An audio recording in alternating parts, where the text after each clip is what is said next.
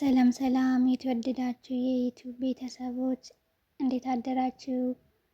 እንዴት አላችሁ? ሁሉ ሰላም፣ ሁሉ መልካም፣ እግዚአብሔር ይመስገን። እኔ ሰላም አለው። እናንተም ሰላም እንደምትሆኑ ተስፋ አለኝ። እንኳን በደህና መጣችሁ።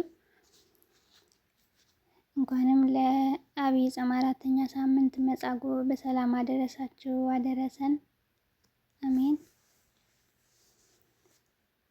የ4ኛ ሳምንት መጻጉዕ የሚለው ከተጻፈልን ካነበብኩት አብረን እናነባለን። አብራችን ቆዩ።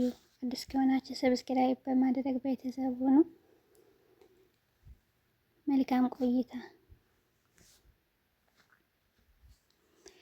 መጻጉዕ የዐቢይ ጾም 4ኛ ሳምንት። በዐቢይ ጾም ውስጥ ካሉት ሳምንታት መካከል 4ኛው እሁድ መጻጉዕ ይባላል። መጻጉዕ የተባለበት ምክንያት በዚሁ ሰንበት ከዋዜማው ጀምሮ የሚዘመረው ጾመ ድጓ ድውያን መፈወሱን፣ ዕውራን ማብራቱን የሚያነሳ በመሆኑ ነው። 38 ዓመት የታመመውን መጻጉዕ ኢየሱስ አዳነው። እንዲሁም ልጁ የታመመበት የሞት አለቃው ጌታዬ በቃልህ እዘዝ ልጄ ይድናል፣ በቤቴ ጣሪያ ስር አንተ ልትገባ አይገባህም አለው። ጌታ በሚያልፍበት መንገድ አንድ ዕውር ፈውሰኝ ብሎ ጮኸ። የሚመሩት ሰዎች ዝም በል አሉት። ዕውሩ ግን እምቢ ብሎ የዳዊት ልጅ ጌታ ይቅር በለኝ እርዳኝ እያለ ጩኸቱን ቀጠለ።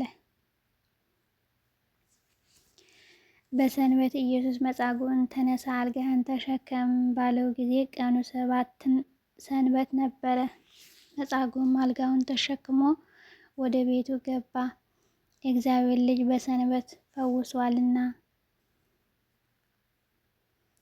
በሰንበት ድውያን ፈወሰ፣ የዕውራንን ዓይኖች አበራ እያለ 38 ዓመት በአልጋ ቁራኛ በደዌ ዳኛ ተይዞ ሲማቀቅ የኖረውን መጻጉዕን እና ሌሎችን በልዩ ልዩ ደዌ የተያዙትን ሕሙማንን መፈወሱን፣ በጠቅላላው ለምጽ ማንጻቱን፣ ዕውር ማብራቱን፣ አንካሶችን ማርታቱን፣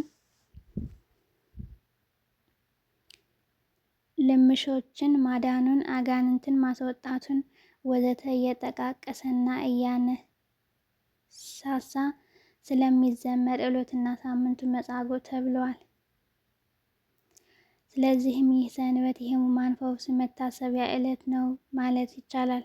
በእነዚህ ሁሉ ታሪኮች የመጻጉዕንና የሌሎች ሕሙማን ሁሉ ድህነት ታሪክ እንረዳለን። የሰንበቱም ስያሜ ልብ ወለድ አጠራር ሳይሆን የቅዱሳት መጻሕፍት ምስጢርና የጾመ ድጓውን ይትበሃል ተከትሎ የተሰየመ መሆኑን እንገነዘባለን።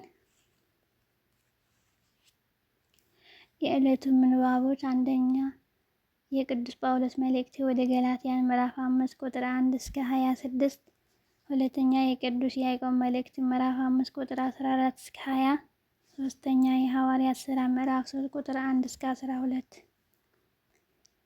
የዕለቱ ምስባክ መዝሙረ ዳዊት 40 ቁጥር 3 እግዚአብሔር የረድኦ ውስተ አራተ ሕማሙ ወይመይጥ ሎቱ ኩሉ ምስካቤሁ እምድዌሁ አንሰቤ ኢቤ እግዚኦ ተስሃለኒ።